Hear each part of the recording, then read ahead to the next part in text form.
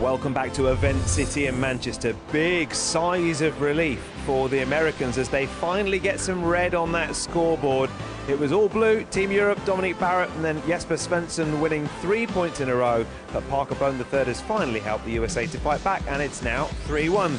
Coming up next, the man who lives in America but is bowling for Team Europe, Stuart Williams, up against the debutant Marshall Kent. Let's head over to your commentators, Cass Edwards and Wayne Boyce.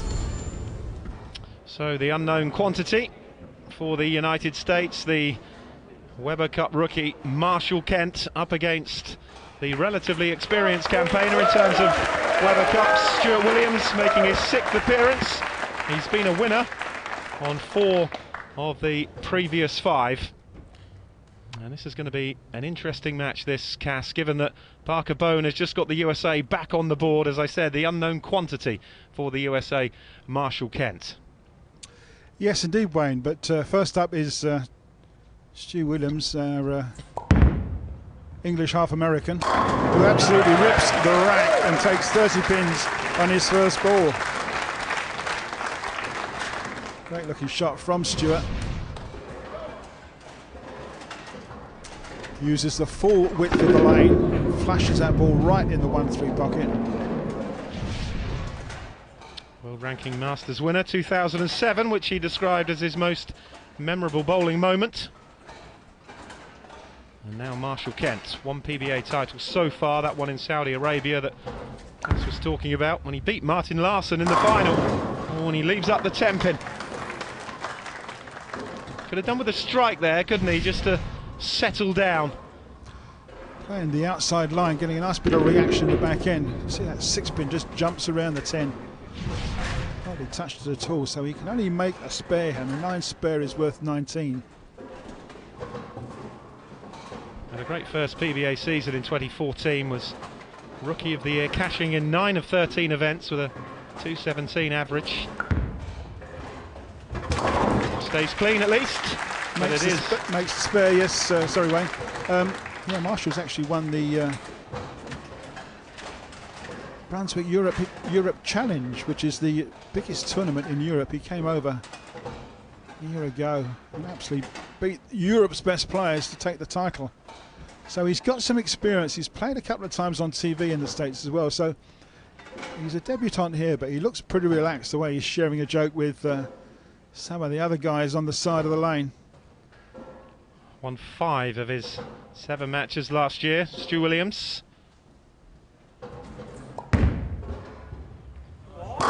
It's a lovely shot again. It's 2 from 2 for Stuart Williams. Yeah, slightly different angle of attack for Stuart. He's starting middle of the lane, throwing it wide and getting the reaction in the back end. A huge hooking ball. Comes back and absolutely rips the rack. So 60 in the 2nd frame on the World Bowling Scoring System. Kent knows he needs to start scoring big after a spare in frame 1.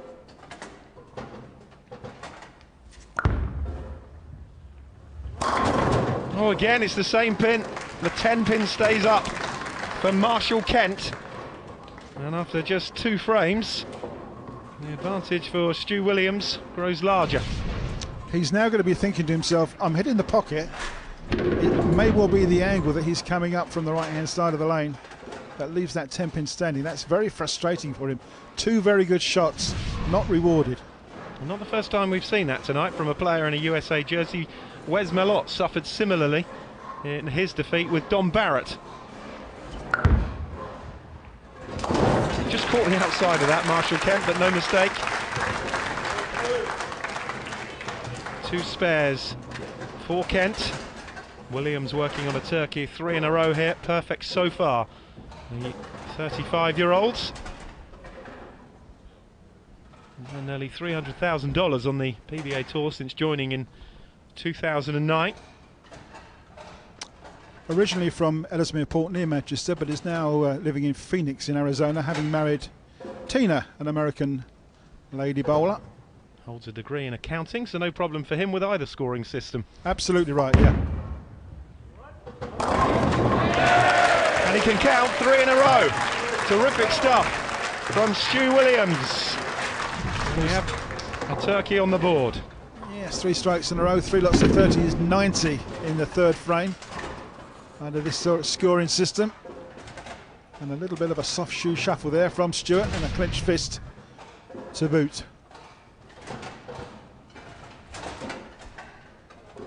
That's tough, this, for Marshall Kent. Difficult going second, isn't it, when your opponent just keeps knocking them all down.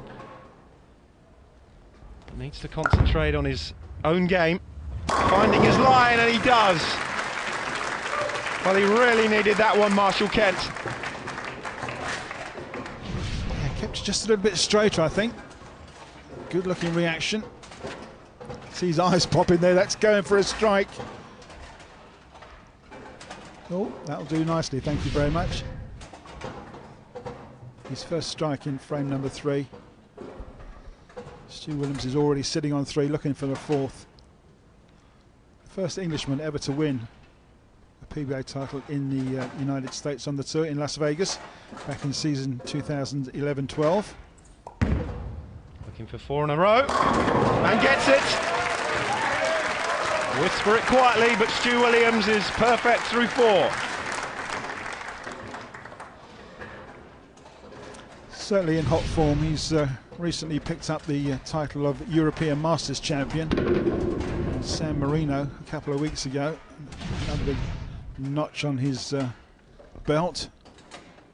Really is in hot form at the moment. Marshall Kent 5th in the Kingdom of Bahrain Open, 9th in the USBC Masters so far this year.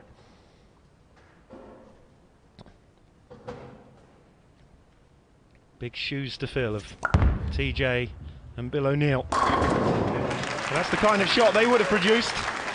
Second straight strike from Marshall Kent, but he continues to play catch up, and there is absolutely nothing he can do about it if Stu Williams continues to bowl the way he has. Yeah, a little tap on the 10-pin there. Playing a very similar line to where he left those 2 10-pins standing, but he's got the result for 2 in a row, and he's hopefully on his way back. But the man that's hot at the moment is Stuart Williams with 4 strikes in a row.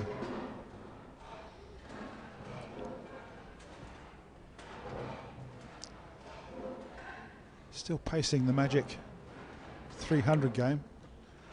We didn't really mention. No, he gets it, 5 in a row. Well done, Stuart. I'm rooting for you. You were lucky then, that was nearly the commentator's curse, wasn't it? No, I had every confidence in Stuart. That was a great looking shot. Ripped it back from the right hand side of the lane. Commentator's curse, which we've renamed the Curse of Cass before, I believe. It's looking good though, Cass, halfway there. Yeah, absolutely, yes. You've only got to get 10 strikes for a 300 game in this new world bowling scoring system.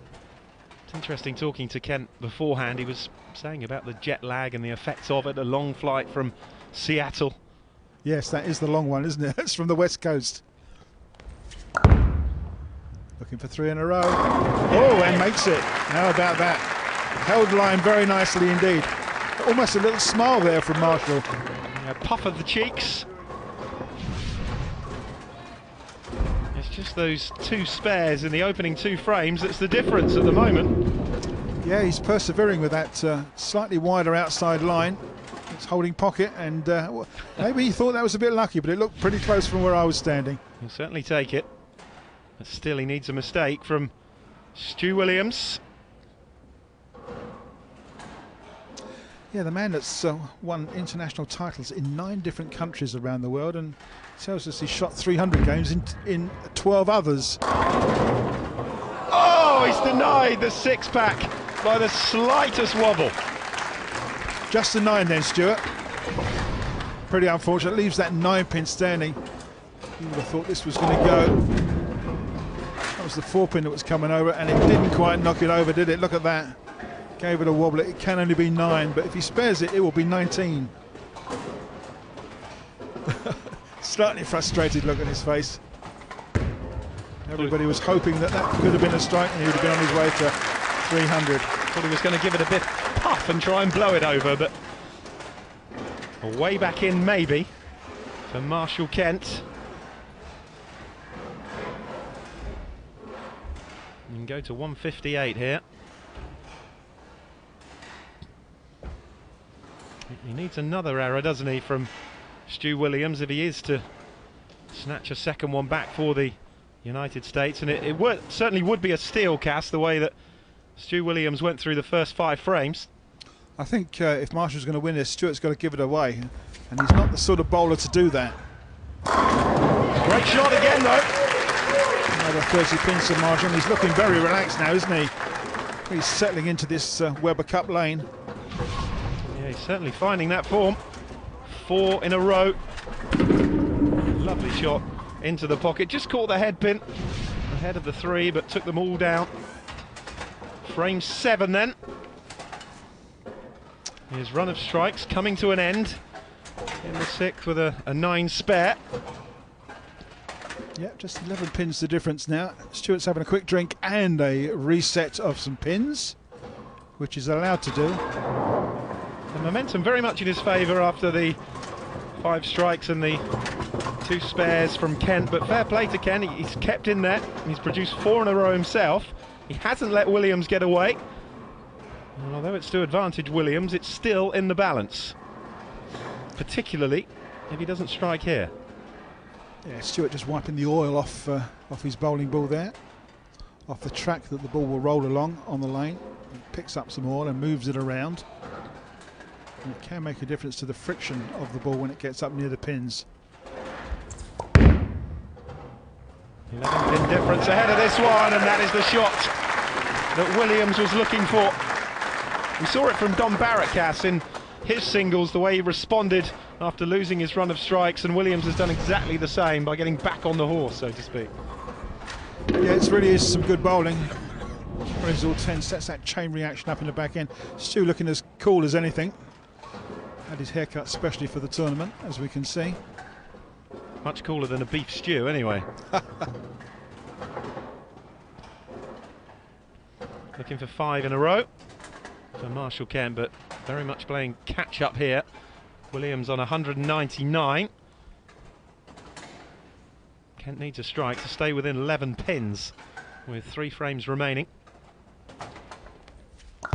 Really needs to be 10. It is 10. It's 10 pins worth 30. Just settled in so well, hasn't he, in this game? Looking really relaxed, playing that beautiful outside line. Rolls it straight through the 1-3 pocket, carries all 10 yet again. 5 strikes in a row. There's no doubt the new scoring system makes a strike worth much more, doesn't it, than... Well, every strike is 30. You don't have to... There's no count back on 2 or 3 strikes in the original system. Yeah, it's much more rewarded, isn't it, the strike here? And it's easier for viewers at home and new people to the game to understand and actually do the scoring themselves. It was originally designed for a promotional video for the International Olympic Committee, and it was devised by heads from the bowling world, professional bowlers and pro shop operators and the media, and that's what they come up with. And it's been used a couple of times on the the Asian tour, and once in the World 10-pin Masters final, ideally for television finals, and that's why hopefully we're using it, and it will be used again. No mistake on the spare from Williams. And now this is the chance, isn't it, for Marshall Kent. He will be back on terms with a strike here. And fair play to him. Remember, he was always playing catch-up from the very first ball. After a couple of spares in frame 1 and 2. He's working on a 6-pack here after 5 in a row. And what a last couple of frames will be in for Cass if he hits all 10 here. Well, this could be the frame. It could be a win or lose here. A strike here to tie, anything but a strike, and still be standing up in the foundation frame and going for victory. This is a massive ball for Marshall Kent. Oh, and he leaves a horrible, horrible split. Well, we thought it may be a pivotal frame, but it looks like it's going to be, but not in the way that Kent thought. Well, the curse of the commentator, and I'm glad I didn't say it. High through the headpin, breaks nothing up, leaves the 4-6-7-10. Known as the Big Four, all the bedposts. Likely, very much likely to be an open frame, and he just hates it. And the reason he feels that way is he knows the game is gone. This is going to be a point lost for Team USA. It's hard and fast and angry, and only takes one. There was an awful lot of frustration in that from Marshall Kent. Having worked his way back into it with 5 strikes in a row, he produces an open frame immediately after Williams left the door slightly ajar with the spare. Well, he tries to hide behind his shirt. And you can see how frustrated he is. I wasn't quite sure what that sign was for, but he was almost looking at it, he was going to have a cry. It's probably for me, actually, for suggesting that he could go level with a strike. I wasn't going to go there, Wayne, but if you said it, yeah, that's right. Stu to wrap this one up in the foundation frame. Lovely shot. Cries that go on and roars from the European crowd. Stu Williams back in full control. Certainly is. He's playing very well. It's a great looking shot. Might be a tad light in the pocket while that 10-pin nearly stood up, but I like that. 278 pace for Stuart Williams. Well, Kent just needs to strike and hope for the best, but can you believe that? An absolute solid 8-pin. So much power on that ball. It's gone straight through the 135 and driven through the 5-pin. Well, we suggested earlier, Cass, that as dominant as Team Europe might be, there will be slight openings that the USA need to take advantage of, and as of yet, they haven't. An example of that was frame 8 here from Marshall Kent. It's difficult to be too tough, given he's a rookie to the Weber Cup, and you can just see the frustration in his face. He knows the door was ajar there. Yes, indeed, and the crowd really up on their feet because Stu Williams is going to stand up and take another point for Team Europe, and a strike will give him a score of 278. And Europe will have a 4-1 lead. That'll do nicely. These are the shots they enjoy, aren't they? Showboating time, the game is won by Stu Williams. Of course, doesn't get the bonus 2 balls in the new scoring system. It's a straight 278 for Williams. And more importantly, it is 4-1 for Europe, and that means that they will lead going into day 2. Yeah, the crowd's just helping out Marshall here. He's trying something different, a different line. Well, that works. Unfortunately, he only gets the 1 shot, and a score of 244 was not enough on the day. Yeah, it is a partisan European crowd, but a very fair crowd as well. And Marshall Kent will be mightily frustrated despite bowling 5 strikes in a row. The open frame in frame 8 proved costly, and Stu Williams makes it 4-1 to Europe. More to come right after the break.